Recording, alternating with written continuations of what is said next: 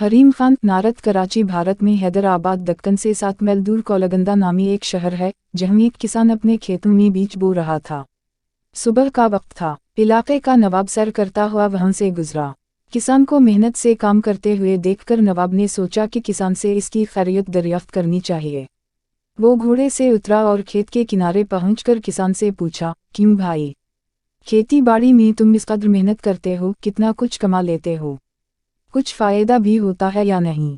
किसान ने सर उठाया और नवाब से कहा, फ़ायदा किया जनाब, फसल कटने के बाद इसके 4 हिस्से कर लेता हूँ। नवाब ने फिर पूछा, अच्छा तो इन 4 हिस्सों को खर्च कैसे करते हो?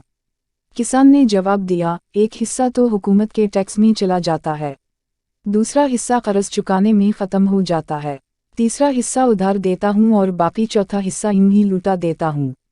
नवाब को किसान की ये अजीब व गरीब बातें सुनकर बहुत तज्जुब हुआ।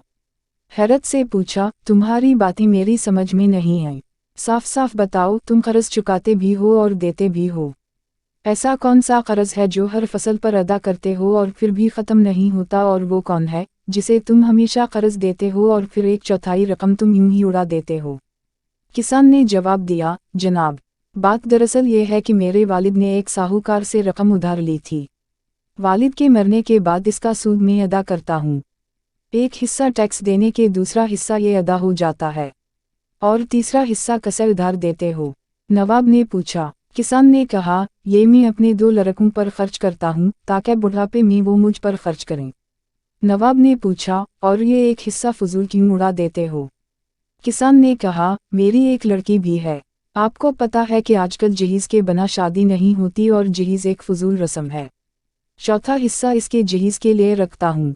मेरी नज़र में ये रकम लिटाना ही हुआ। नवाब इसकी मदलल गुफ्तगू से बहुत मुतासिर हुआ और एक बड़ी रकम इसे इनाम के तौर पर देकर